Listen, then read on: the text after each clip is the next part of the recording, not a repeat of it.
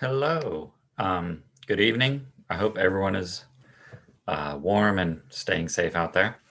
My name is Guy Lancaster, and I serve as the editor of the Online Encyclopedia of Arkansas, which is a project of the Central Arkansas Library System. I would like to welcome you to tonight's lecture by Dr. Brian K. Mitchell titled Monumental, Oscar Dunn and His Radical Fight in Reconstruction, Louisiana. This lecture is one of many events relating to Black History Month sponsored by the Central Arkansas Library System. Another event that might be of interest to you is the weekly A Conversation Worth Having, hosted by the Cowles Ron Robinson Theater every Wednesday evening this month at 7 p.m.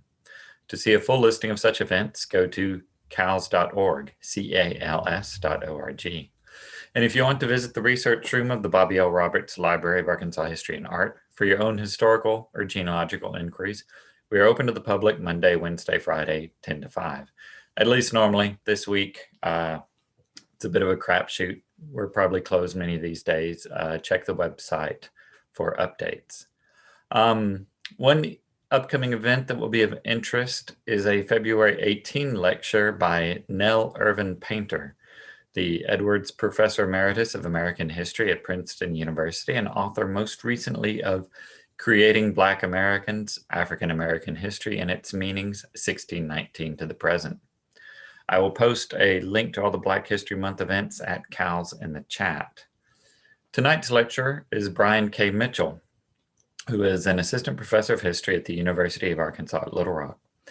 A New Orleans native, Mitchell received a PhD in urban studies with a concentration in public history at the University of New Orleans. Mitchell's writing and research primarily deal with race violence and the Elaine Massacre, and his work has been featured by CNN, NPR, and the Associated Press. His discussion will center upon his new graphic novel, Monumental. You can see it right here, recently published by the Historic New Orleans Collection. I will also put a link to his book in the chat, and if you're here locally, you should be able to order the book through Pyramid Books. Following this presentation, we will have a brief Q&A. If you have any questions during the presentation, feel free to put them in the chat and we will get to them at the end of the presentation. Now, first, we will have a short video on the creation of the graphic novel, and after that, we'll turn this over to Dr. Brian Mitchell, who will talk about his research as well as the production process on this and answer your questions. So with that, we are going to start the video.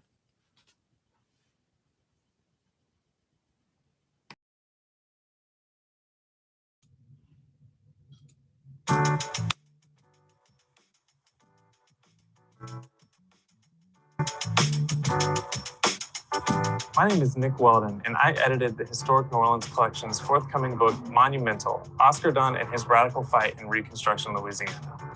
I worked with author Brian K. Mitchell and illustrator Barrington S. Edwards to bring Dunn's story to life.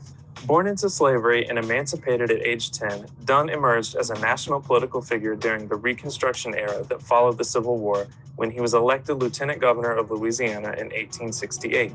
He also briefly served as acting governor and was the first Black man to serve in either position in American history. He died suddenly while in office in 1871. Monumental is not a typical history book. It falls into the category of graphic history, similar to a graphic novel. But unlike a graphic novel, Monumental is based on real events from the past. The scenes from Oscar Dunn's life depicted in this book were informed by hundreds of archival sources that inform not only the narrative, but the artwork too.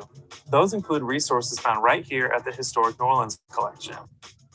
There are nearly 200 illustrated pages in this book and hundreds of individual panels. We used primary sources to create each of these scenes. Here, I want to use one page to demonstrate how we did this, page 96. In panel 1 here, we see Oscar Dunn at the left encountering a chaotic scene as men appear to be running away from somewhere. This took place in 1868, just days before the contentious presidential election between Ulysses S. Grant and Horatio Seymour, whose campaign openly embraced white supremacy. We know from testimony Dunn gave to Congress that as he was walking home from an event in Congo Square one day, he started hearing gunshots, and a Black man ran past him saying he had been shot on Canal Street between Carondelet and Baronne Streets. To build this scene, we needed to know where Dunn may have been walking and what the area looked like. We don't know precisely where Dunn lived in 1868. However, we can make an educated guess based on the locations of his office, his church, and his listed addresses in 1870 and 1871. The collection has a J. Dearborn Edwards salted paper photo print from around the same time period in the vicinity of where Dunn was walking home that night. We also have an illustration from Harper's Weekly showing Dunn outside his home in 1871 after a flood. Note the triangular points at the top of the fences here. So, although we don't know precisely where this interaction occurred, we can get in the neighborhood and dig up a couple of visual references to allow us to create as accurate a scene as we can. Barrington does the rest, filling in details from his sketchbook of scenes around the city. The rest of this page depicts an angry white mob that descended upon Lafayette Square and City Hall, also known as Gallier Hall, still relatively new at this point. The mob had convened to offer New Orleans Mayor John R. Conway what amounted to vigilante support in the lead up to the election. Gallier Hall makes several appearances in this book, as Lafayette Square offered a convenient space for political demonstration. We found this Frank Leslie's newspaper illustration of a Civil War era gathering in Lafayette Square and used it as reference to build the scene of a large crowd here. A New York Times account from this gathering reported on the epithets and other cries chanted at this event. Finally, Mayor Conway convinces the crowd to disperse, saying ominously, according to the Times, that when he wanted them, he would call for them. We see the crowd grudgingly move away from Gallier Hall at the bottom of the page. Almost every page in this graphic history has visual references drawn from archival sources. Our depictions of the Metropolitan Police, which Dunn supervised as Lieutenant Governor, were largely informed by pencil sketches made by Alfred Rudolph Woad. For Admiral Farragut's naval attack on the Mississippi River forts protecting New Orleans early in the Civil War, Barrington imitated the drama of one of the collection's most famous holdings, this oil painting by Moritz Friedrich de Haas. Each page went through several stages of revisions, starting with Barrington's rough pencil sketches. Once those sketches were approved, he moved on to digital black and white ink, then to color, which itself was a multi-step process. Next, a New Orleans artist named Rowan Smith stepped in to help book designer Tana Coman tidy up the panel outlines and page layouts, and Coman took on the final step of adding the text to the panels. Voila, page 96 of Monumental. Be sure to explore the book further on hnoc.org and join us online for our 2021 symposium on March 5th and 6th.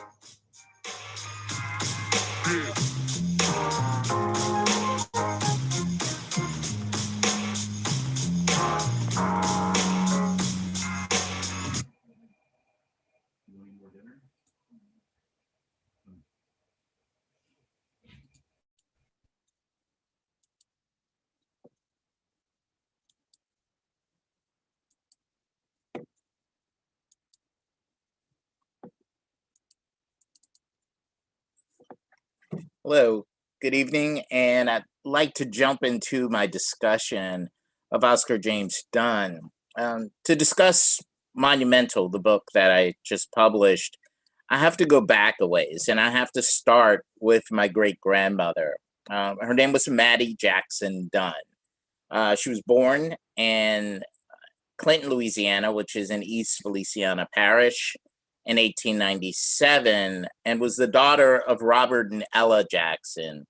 Her father was the son of a planter by the name of Elias Jackson, and one of his slaves, Jane Gerald Jackson, who actually took his name after she moved into the house with him and began living with him. At 19 years old, my great-grandmother married Emmanuel Dunn, the great-nephew of Oscar James Dunn. And this is my grandmother as I knew her. If we back up a second, my grandmother is the little girl on the left side of the photo. Her father is immediately to her right, or to our right. Her youngest brother, Adolph. Her grandmother, Janie, Olden, her other brother, and her two sisters. And a lot of people ask, well, how old is this photograph? The youngest brother fought in World War One. The two older sisters, Susie and Gertrude, died in the pandemic of 1918. So this should give you a good idea. So it's the early 20th century, early 1900s is when the painting / photograph. It's a hand-touched photograph.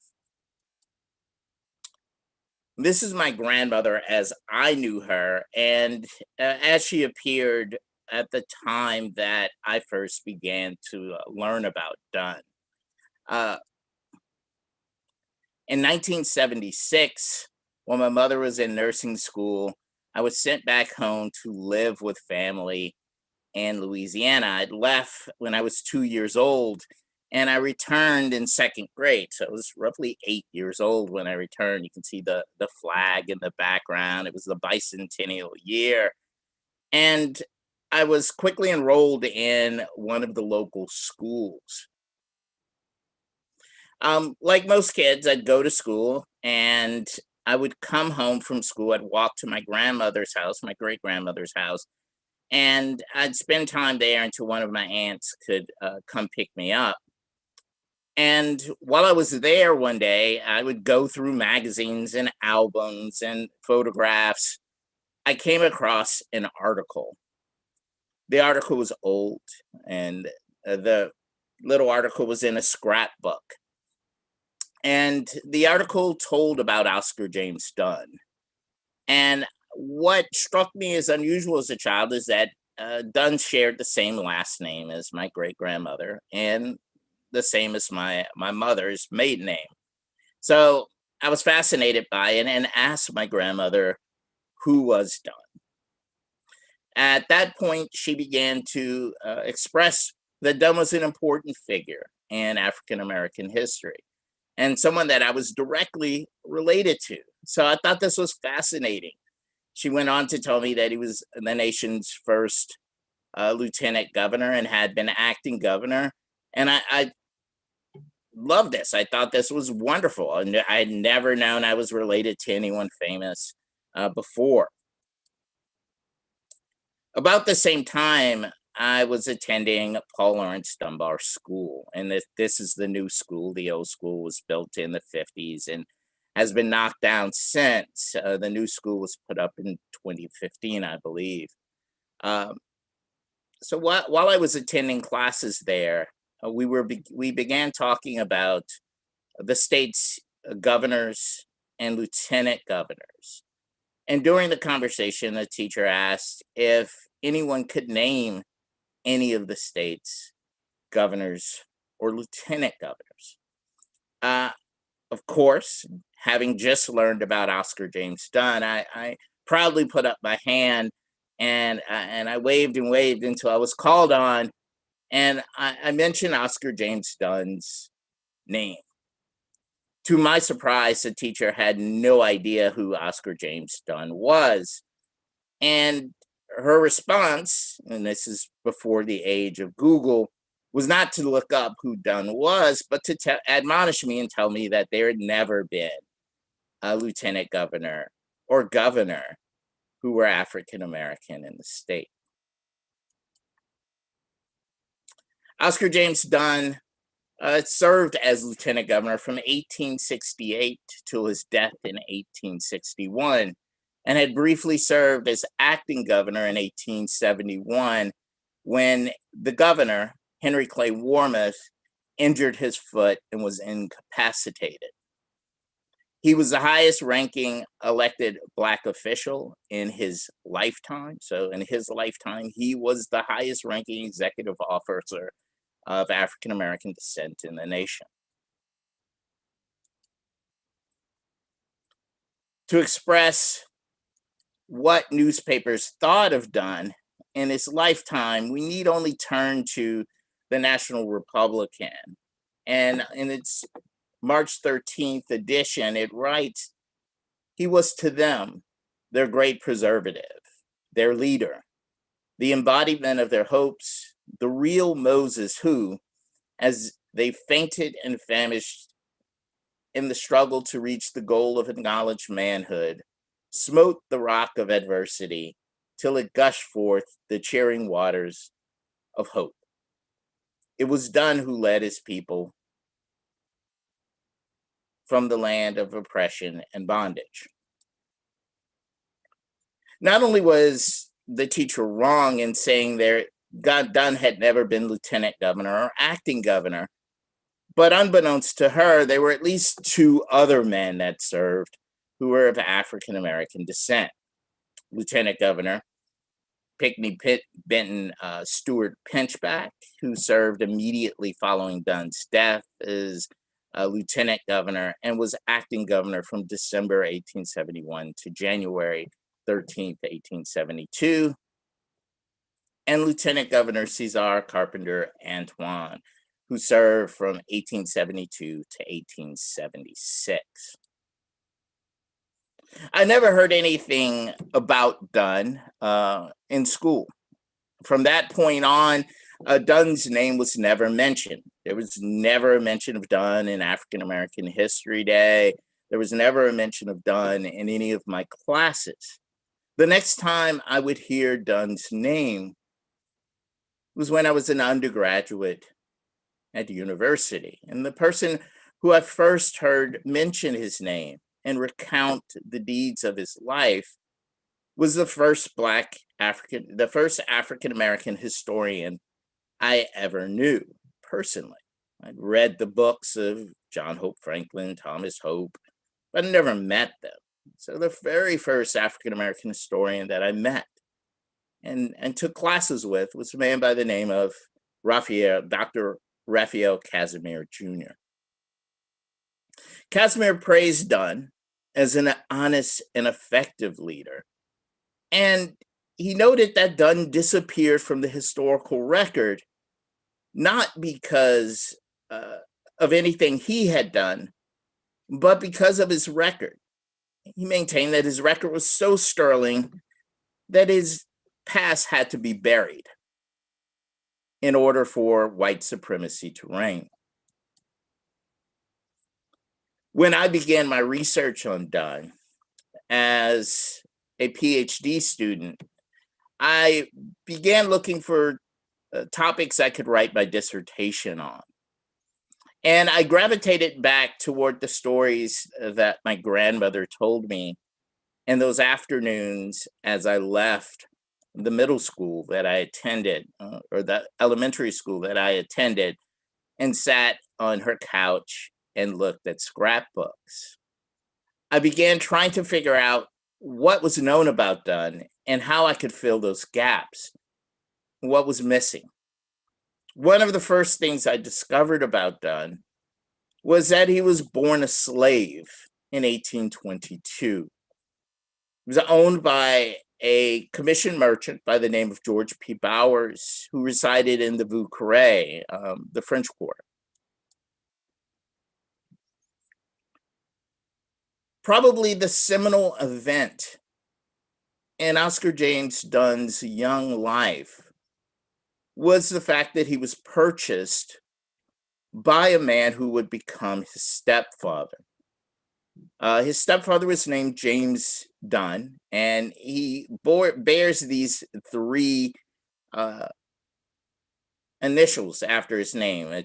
These are coveted initials in antebellum New Orleans. It stands for Free Man of Color. He arrived in the city of New Orleans in December of 1819, and he comes as a stage carpenter along with a theater impresario by the name of James Caldwell.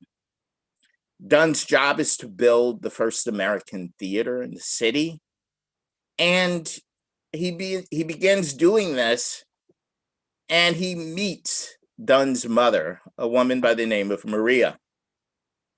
The two fall in love, and by 1831, they have had a daughter, Jane.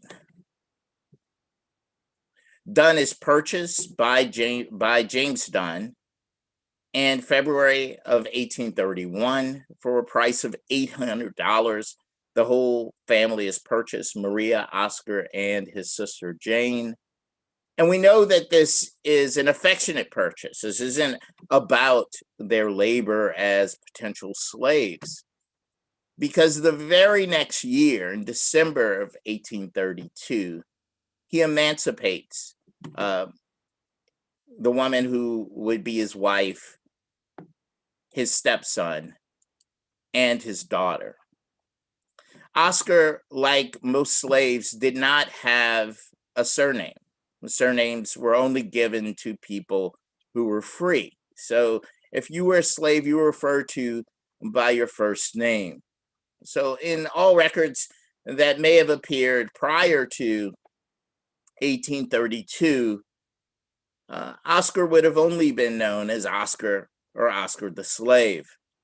After that point, he adopts his stepfather's first name and second name, adopting those as his own and becoming Oscar James Dunn.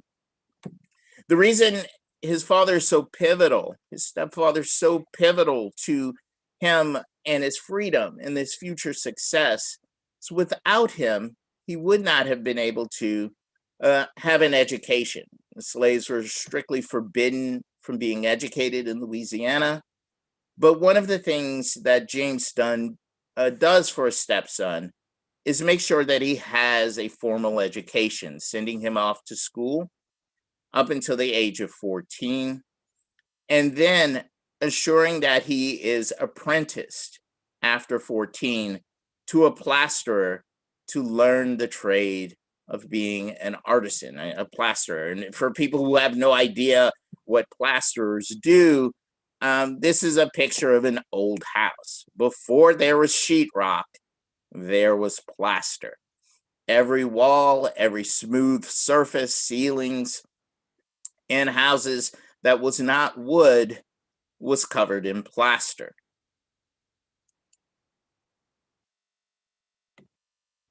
We know a great deal about Dunn's time as a plasterer, largely from articles that came out looking for his arrest.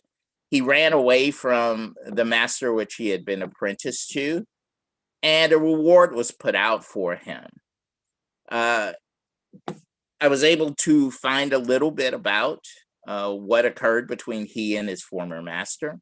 The master and he had entered into an argument, although the nature of that argument was never mentioned. He was good friends with the man, and his name was Dryden. Dryden had been an opera singer in the city prior to becoming a master plasterer. And it is Dryden that gives Dunn his first music lessons. Dunn falls in love with music and begins studying the guitar under an Italian master in the city by the name of Torna.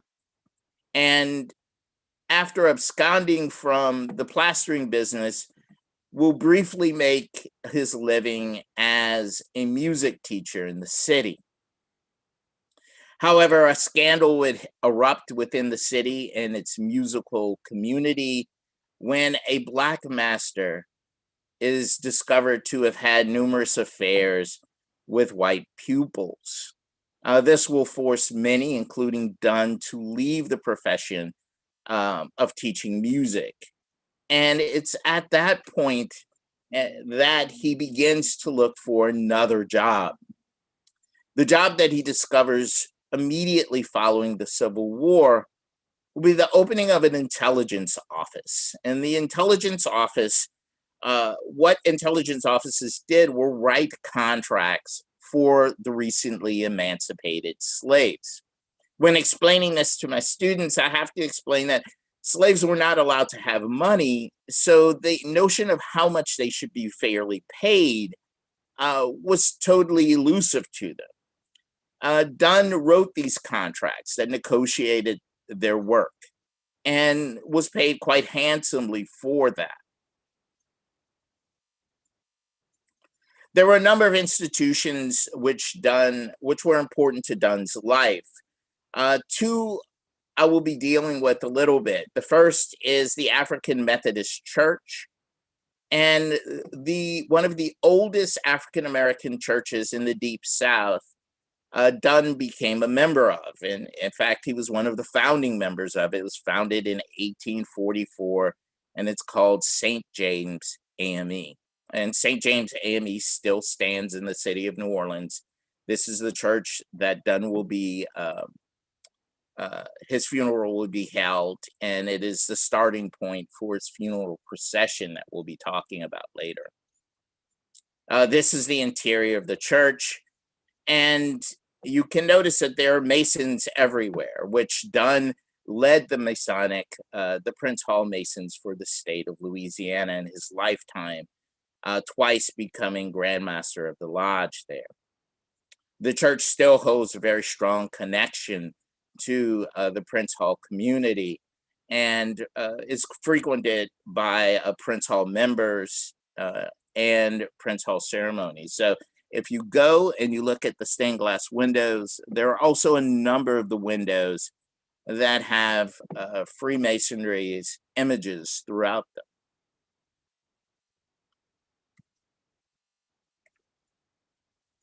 Dunn will organize the freemen of the city and the recently emancipated to fight for their rights to vote.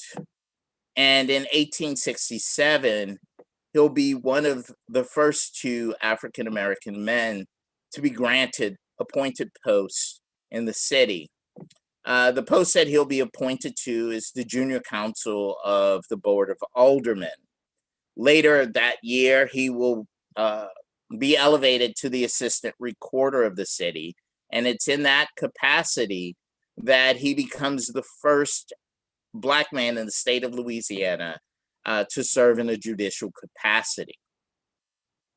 The following year, he will be elected the nation's first Black executive officer when he is elected lieutenant governor of the state of Louisiana. On the left is an image of a poster, a flyer that went out with all of the elected Black officials in Louisiana that joined the Louisiana legislature. And you can see Dunn prominently in the center of that poster.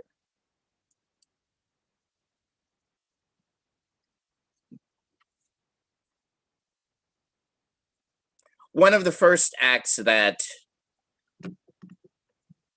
the Black politicians in the legislature put forward to be passed into law was a bill called the Civil Rights Act. It's also referred to in New Orleans as the Isabel Bill, named after the two brothers who were the authors of the bill.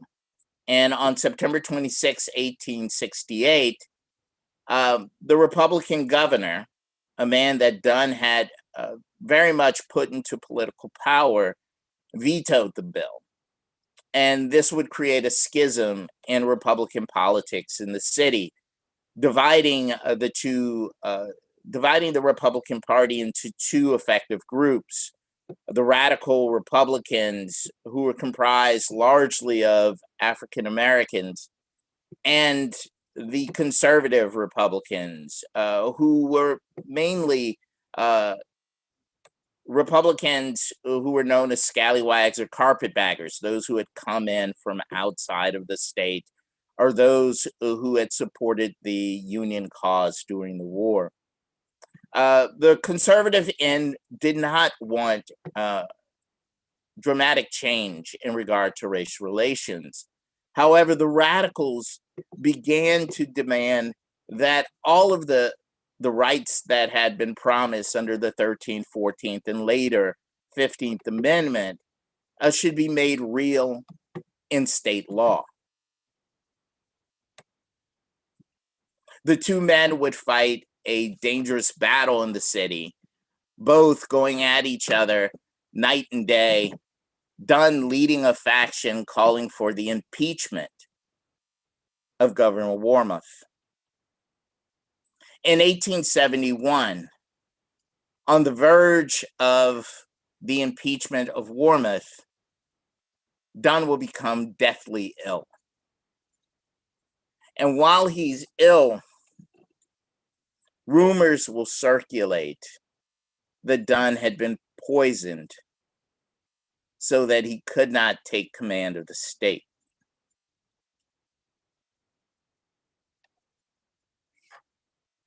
Dunn's funeral was held on November 23rd, 1871. It was declared a day of statewide mourning.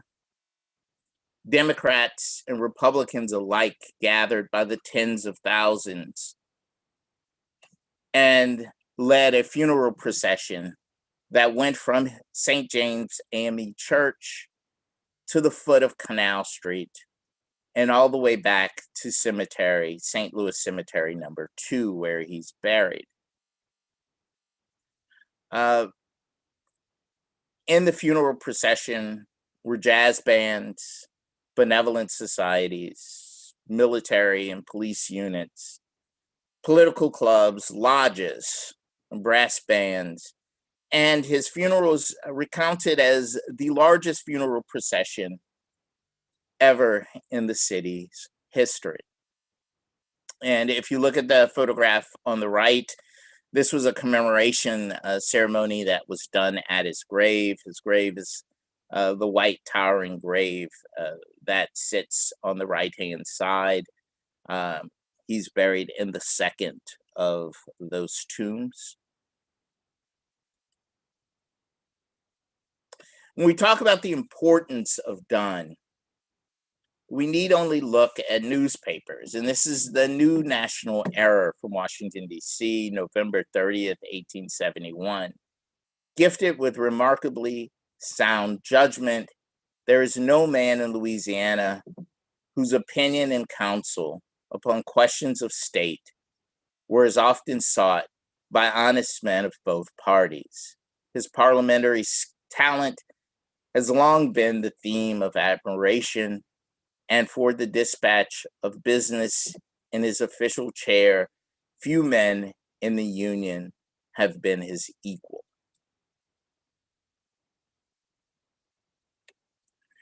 Dunn was the first African-American man ever considered as a potential running mate for a presidential candidate. He was being considered for Grant's second term as a potential running mate, largely based on whether or not his fight with Warmoth was going to be successful. His fight was successful. However, Dunn never lived to see the vice presidency. We talk about other things he's known for. He was outspoken in his opposition to apprenticeship of children on plantations. The apprenticeship programs appeared immediately after 13th Amendment's passage, and plantation owners hungry for labor began to recruit children, those often without parents, whose parents had been sold off, or those whose parents had died, were often apprenticed to these plantation owners. And the plantation owners would use them just strictly for their labor. Dunn saw this apprenticeship program as a scheme, and he maintained that it did nothing except put these children back into bondage. He spent a huge portion of his fortune establishing orphanages for children, the orphan children of slaves who were now free, to ensure that they had some place to go, that they would not be picked up by vagrancy laws or brought back into slavery via these apprenticeship programs.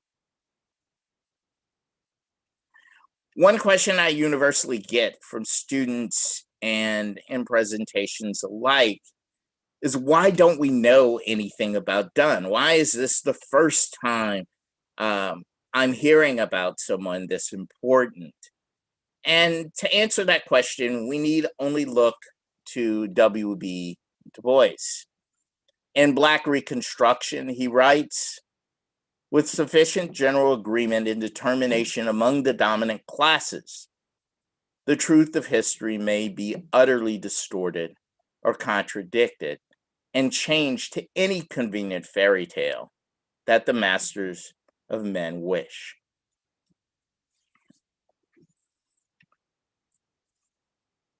There was an effort to memorialize Dunn immediately following his death. This effort came in the year of 1873 when the legislature passed Act 57. And I should note that Act 57 is only one of a collection of acts that were passed to commemorate, memorialize, and protect the family of Oscar James Dunn.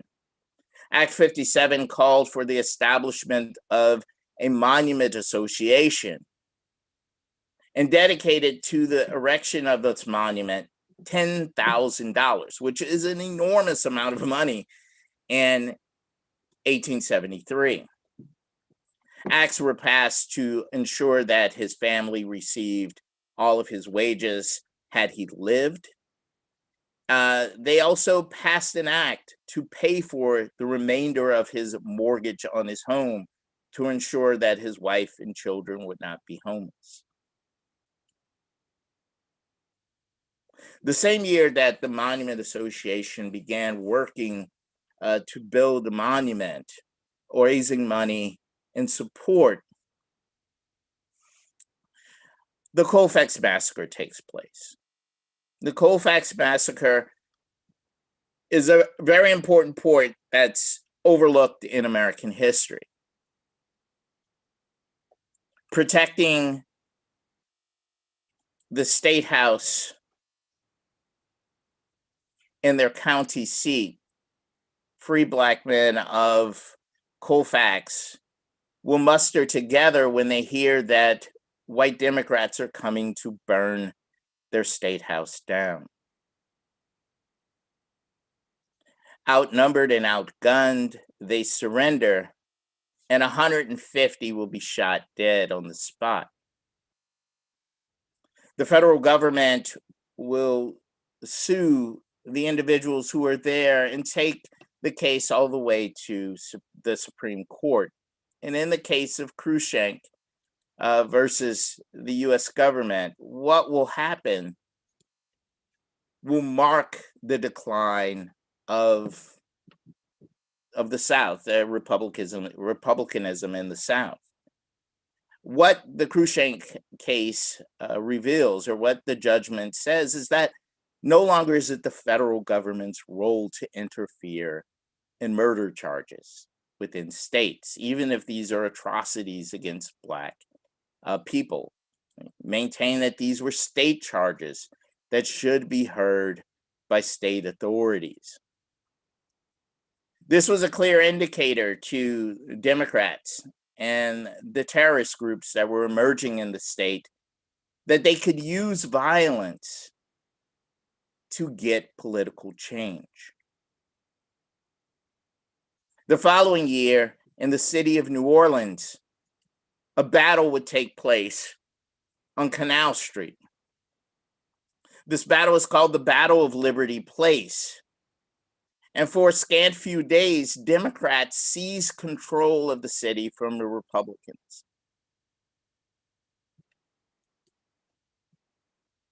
In 1876, in the disputed Hayes-Tilden election, when the election of the president ends in a tie, the House of Representatives compromises in 1877. Republicans relent to the Democrats in order to get Rutherford B. Hayes installed as president. In exchange for his presidency, Democrats agree to accept him as president if Republicans withdraw troops from the South and they look the other way at white violence throughout the southern states.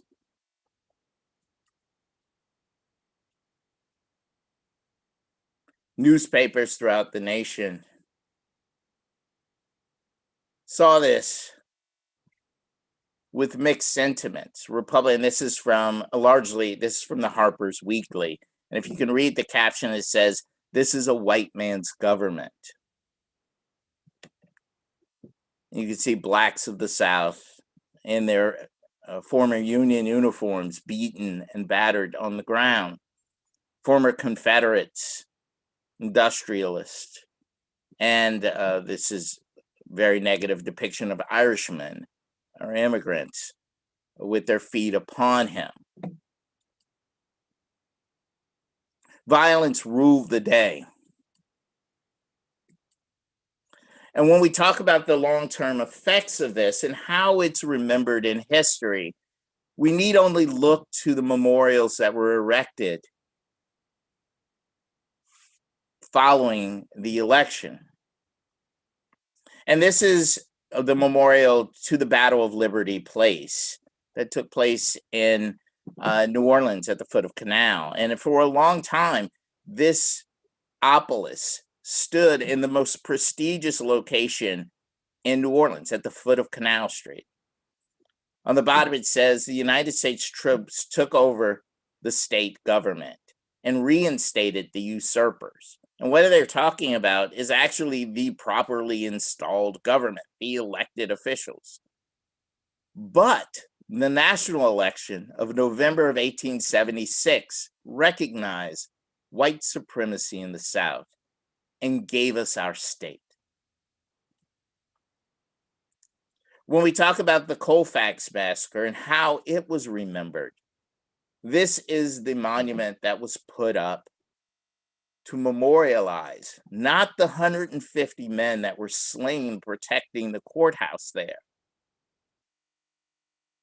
but 3 of the Democrats who died in the battle to try to deprive them of their voting rights. To the memory of these heroes, Stephen Decatur Parrish, James West Hadnot, and Sidney Harris, who fell in the Colfax riot, fighting for white supremacy, April 13th, 1873.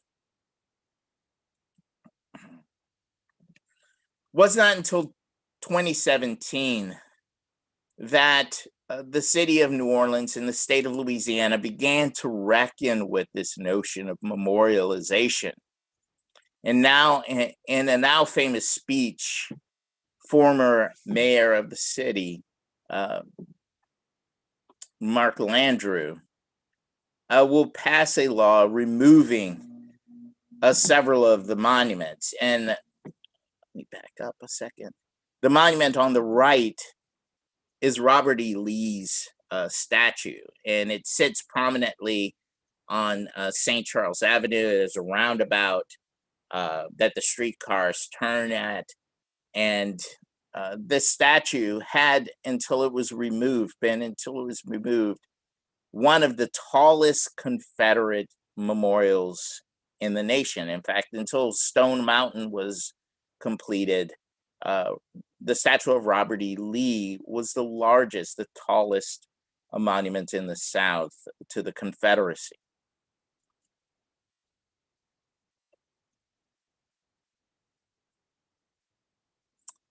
And the last is the cover of the new book, Oscar James Dunn, Monumental, Oscar James Dunn, and his radical fight in Reconstruction, Louisiana. I know we're short on time, but I want to go ahead and take any questions that might be out there. All right. Thank you very much, Brian. If anyone watching this has questions, please put them in the chat. And I want to draw everyone's attention. First, you showed the cover. I want to show the back cover, which has a quotation from Pulitzer Prize winner Eric Foner on it, which just shows how widely this book is being recognized. There are blurbs of praise from Eric Foner, Edward Ayers, former New Orleans Mayor Mitch Landrieu. I mean, this book has really made a splash. And uh, before we get into any audience questions, I kind of want to ask you first, why did you choose to do this as a graphic novel? It's a good story. When I did it as a dissertation topic, the school that I went to has a dashboard for all downloaded dissertations. So anytime my dissertation is downloaded at the university, once a month I get this dashboard, and it tells me where the people are who are downloading it, and if it's an institution, what institution it was. And I discovered that there were a number of schools that were using the dissertation, and Guy has a PhD in history, and he's written one, and you're like, that's kind of heavy reading for middle schoolers. So this 350-page dissertation is being downloaded at middle schools and being read, and I just thought that was bizarre. And one day in 2015, I got an email, and the email was from the father of one of the students who had been reading it. And the father and the son went on to thank me for writing this dissertation. And they put their number on the bottom, and they said, we'd love to talk to you. So I called them, and it was a young man in Columbus, Ohio. And I asked, after talking to him about the book and checking to see if he'd actually read it, asking him questions. And I asked, well, how could I prove this? Because I had no idea that such a young audience would be reading it. And it's not just young students that are reading it. In Seattle, colleges are using it, and on the East Coast, colleges are looking at but you expect that. I didn't expect middle schoolers to be looking at my dissertation.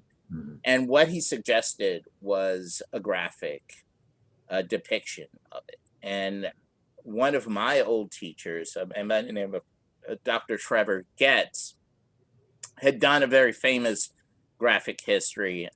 And I called him. He said he thought it was an excellent idea. And then I tried to sell it to people, and or sell the notion of doing it to people. And it didn't really take off as well as I thought. Oxford initially jumped on the bandwagon and then jumped off. And I did a podcast when they began talking about knocking down the Confederate monuments in the city. People began asking me, can we replace and put Dunn's monument up, since it had statewide approval. It had passed through the legislature as an act. And it's at that point that the Historic New Orleans Collection Press contacted me and wanted to do the project. So I'm very, very happy about it. And the editor, Nick Weldon, has done a fantastic job with it. Can you describe a little the process of translating this into a graphic novel?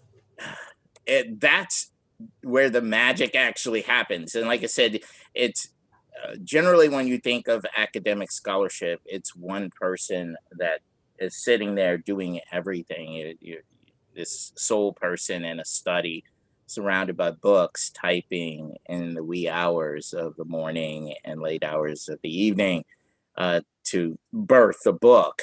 It's quite different with a graphic history. In fact, unless you're an artist and do editing, and it's a collaborative effort. So it took a lot of effort to sort of go through the text and find the images and depict images that would convey the same meaning as all of the text in the 350-page dissertation or manuscript.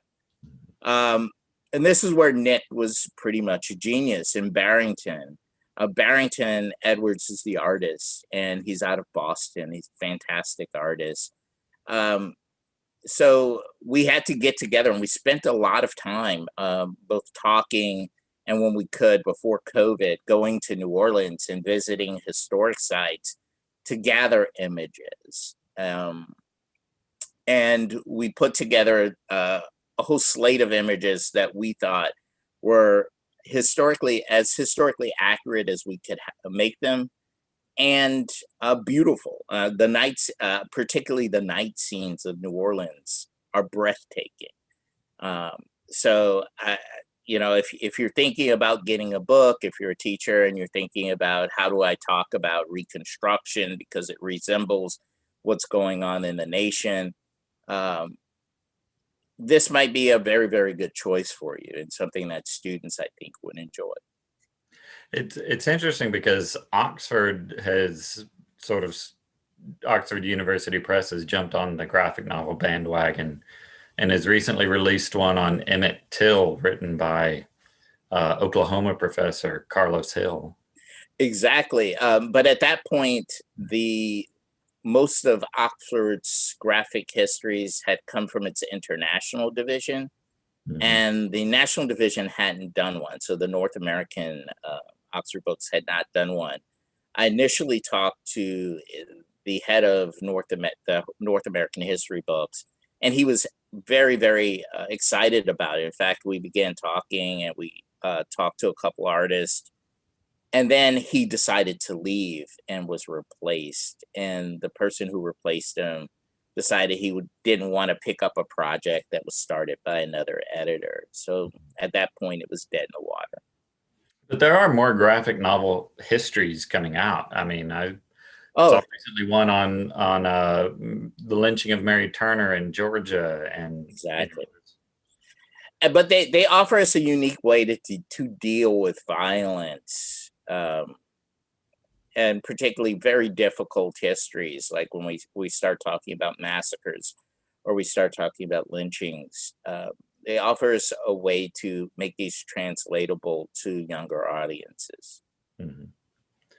We do have a few questions. Someone wants to know, isn't the Jeff Davis obelisk in Southern Kentucky taller than the Lee statue, 300 plus feet tall? Do you happen to know off the top of your head? I was I was always told that until Stone Mountain was completed, that the New Orleans monument to Robert E. Lee had been the tallest. But I'll check it out, and if you're right, I'll stand corrected. So we have a few comments. Someone says, this is really great because graphic novels are incredibly popular. It's nice to see the story of a real hero in this format. Real hero as opposed to someone who wears spandex, making it even more appealing to a larger audience than, as you said, a 350 plus page academic dissertation. So someone says, as is the usual case when Dr. Mitchell lectures, this is very interesting. Thank you. You have a fan base. Well, there's one thing I'd like to point out about the text, and I mean, for those of you who might be thinking, well, this is a text that's designed for middle schoolers. It is not that. It is designed for a broad-based audience. And initially, what I had sought to do was create a book that could be used by a variety of students at a variety of different levels. So there are teacher resources in it. There are maps that describe where Dunn lived or where things took place. Point out there's an introduction here, giving in text the outline, and then as you say at the end, there are all sorts of resources. First, a bit of historiography on Reconstruction, and then primary sources, finding Oscar Dunn. And then, here's a timeline of events. Oscar Dunn's New Orleans, that's a map with, relevant sites marked out so that you can kind of follow it geographically. On that map, we also marked what sites were still there and had not been changed. So if you're visiting the city, or if you're a student or teacher in the city and you want to visit sites that Dunn would have been around it while Dunn was alive, you can visit those sites. And there's a glossary of terms, and just a wealth of information, and also notes relating to the text. So in some ways, just like a standard history book has endnotes, this one also has endnotes referring to other texts and primary sources and everything. So someone can use this as a research tool. And then there's of course a bibliography, complete with all the primary, secondary sources you might need to delve even further into this. It has to have been a bit like doing a movie in some respects. I mean, when you're researching a dissertation, you're not having to look up how people were dressed, in 1860s, 1870s New Orleans, but doing a graphic novel, you have to go and you have to find these details that make life, make it come to life. And some of the details are quite exhausting. Like what would a train have looked like? Right. In New Orleans, what would a train depot had looked like? So looking for photographs of that train depot. A pot belly. I mean, we had a huge back and forth discussion for a week or so on just a pot-belly stove and what pot-belly stove would have been inside of a church to heat the church. Mm-hmm. So that, there was great lengths that the editor, the artist, and myself went through at trying to make sure that the images that appear in the book are as close to what would have been there as possible. I mean, in some respects, it's even more research intensive than a dissertation. Yes, because a dissertation, you're more, particularly in history, you're more concerned with words than you are images. Mhm. Another thing that made this one particularly interesting is when I started out, there had only been 3 scant papers on Dunn. I think the largest one was 27 pages. So Dunn was a figure, when we say quite unknown, was very unknown at the time. So most of the research that went into the writing of the dissertation in the book was all primary. So I'm the only historian that had been looking for these things. Mm-hmm. When we talk about where you find these sort of records and how do you find records from the 1860s, the 1820s that no one had thought to look for, you open up a whole gambit of things. Like one of the first big roadblocks I ran into was about Dunn's birth. There had been a huge debate whether he was born free or born a slave. And the document of his father releasing him, the 1832 document, was discovered in the 1990s by another historian. But that opened the question to, okay, if he had been a slave and he had been released by his stepfather, who owned him before then? And the notation on the notarial archive, or the notary who had written the actual deed of purchase, his records had all burned down. So his office burned down, and people believe that it was lost to eternity. And what I discovered was that there was an index, a massive index of all transactions that took place that involved real property or slaves or cotton in the city, and it was in the basement. And yes, in New Orleans, despite being 3 feet below sea level, there are basements. And City Hall has a basement, and these indexes, these massive ledgers of every sale possible are in there.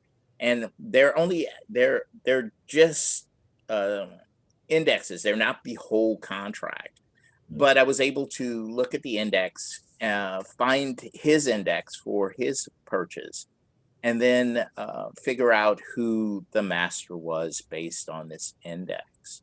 So a lot of work went into the dissertation, a lot of work went into the book, and it was all a labor of love.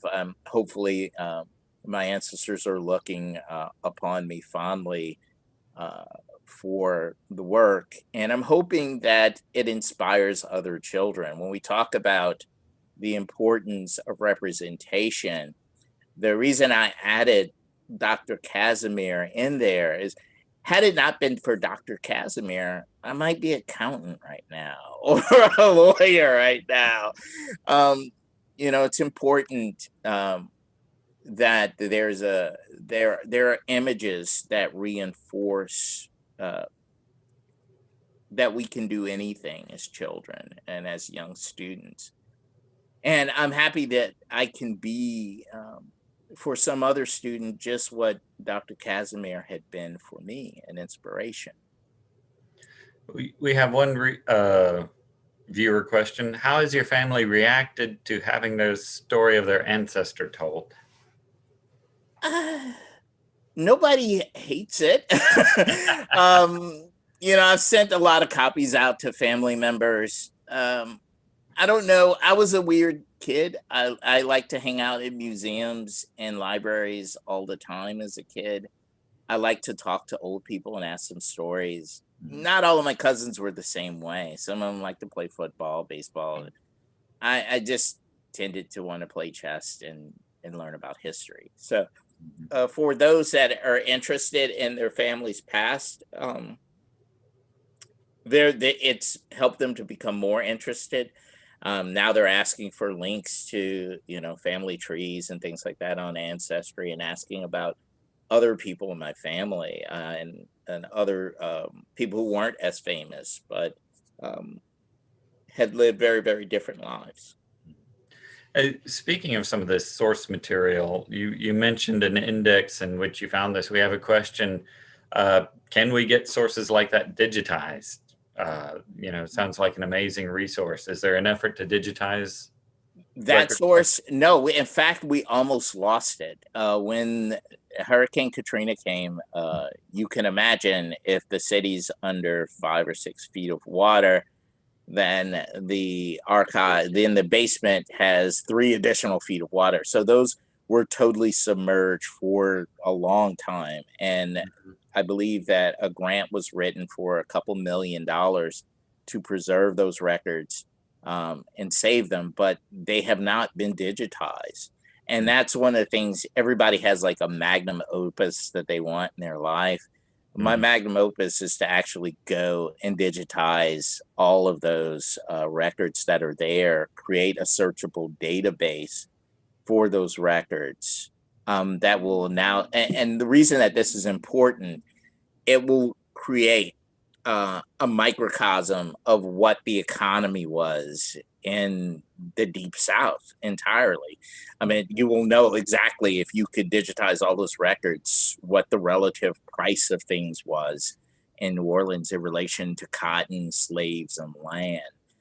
You'll be able to see spikes and raises. When we talk about how important was slavery as an institution, you can really do commodify it to an infinitesimal amount, where you can do these comparisons to say, and in December of 1857, this is how many slaves were being sold in the slave markets there, and these are where these people came from. I had a wonderful teacher, Gwendolyn Midlow Hall, who created a slave database of the slave purchases. She just went through and extracted the purchases of some 300,000 slaves to create a database.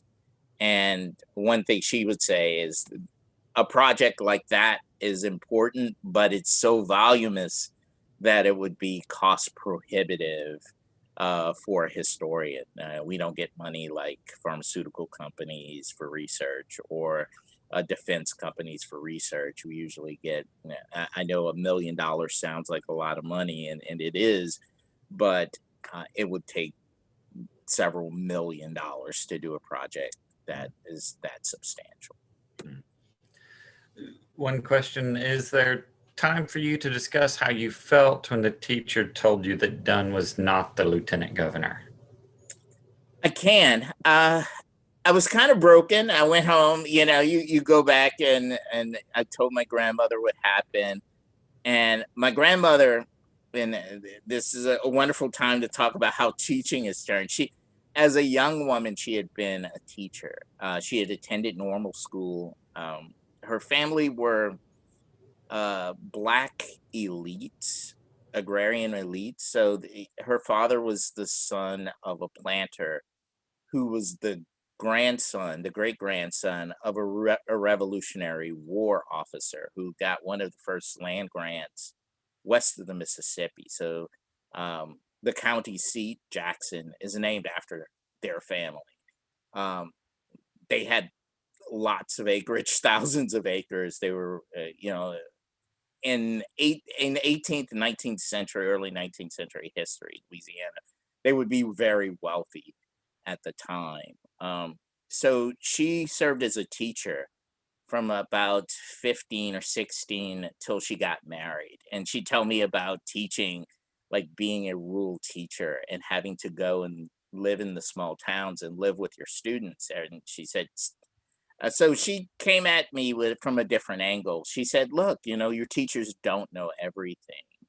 And sometimes people forget things. And she said, sometimes people forget things on purpose, because the truth is more powerful than a lie. And she said that he was forgotten. And I understood it. She was very kind and quiet and patient old lady. She lived to be almost 100 years old. She died when I was in high school. So it was wonderful having someone that old that you could sort of relate family history through. But I have so many other questions. Like I should have asked more probing, in-depth questions about my grandfather. I do know, however, now that they had been divorced. I didn't know that at the time. Yeah, he had died in 1973. I was just a small child. And she didn't talk very much about my grandfather. So this one or two things that she mentioned about my grandfather, I saved them, and it helped out, and it turned out to be important. So always talk to your children about their families, talk to them about their past, and hope that one day, if you can, write it down and record it, so you can pass those memories on to your children and grandchildren. One last comment and we'll wrap things up. The idea of American exceptionalism in this country is a history of violence to subvert elections, and has happened many times at the end of Reconstruction when federal troops were pulled out to allow Rutherford B. Hayes to ascend. Rutherford B. Hayes to ascend to the president. Talk about the January 6th insurrection and how it paralleled with President Hayes. One of the reasons that I wanted to do the book, and the book is extremely timely, but I felt even 10 years ago that the violence that we saw on January 6th was on the horizon. I felt it when Barack Obama became president. I felt the inklings of the hatred brooding in our nation and growing. And one of the things that I'm hoping that this book does is reassure people that there has to be some accountability. That if we appease our darker voices, what happens is these things, what the truth in history gets buried by our need to appease these wrongdoings. So hopefully people continue talking about what happened. Hopefully they'll continue writing about what happened. Hopefully we'll teach our students about the January 6th event and its importance and its connection to Reconstruction. And hopefully that there will be some accountability if we allow these people to just be let go. The same thing that happened after the Colfax Massacre will happen again. The same thing that happened after the Liberty Monument Massacre will happen again. The same thing that happened after Wilmington will happen again. The same thing that happened after the Camellia Massacre in Georgia will happen again. If we're talking about truth, there has to be accountability. And at some point, we have to say enough is enough and call our nation for what it actually has been and talk about what it could be if we work together. Well, that sounds like the perfect point on which to end this presentation. Brian, it's always good talking to you. Always, brother. And I want to tell the audience, thank you for coming out. I appreciate it. You've and got a lot of positive comments in the chat. One thing before we go is I do, for those of you who've seen the book and you think it's a very good book and you want to make sure that it gets in the hands of young readers, we do have a program where you can invest in a book for a class or invest in a whole class, buy a whole class, a group of books. So if you contact the press, the Historic New Orleans Collection, we do have a website and a foundation that we've established to allow you to donate books to classes. Thank you very much for coming out and allowing me to spend the evening with you. Good night. Thank you very much. And for everyone else, remember we've got more programming coming up this month. Next week and next Monday, in fact, we're going to be talking with Stephanie Harp and Kwame Abdul-Bey on the 1927 lynching of John Carter. That should be a good program. Check out cals.org for more Black History Month programming. Get the book. Come on, I see all of you talking about how inspired you are in the chat. Get the book. I've put the link in the chat. Easy to find. You can order it locally or get it online. Brian, until next time. Thank you, brother. Can't wait for us to get together again. Yeah, I know. Once we get vaccinated. I'm set. I'm set for next week. Finally got an appointment. So good. Okay. Well, it'll be soon. It'll be soon. All right. Take care. Okay. You too. Take care, everyone. Stay warm.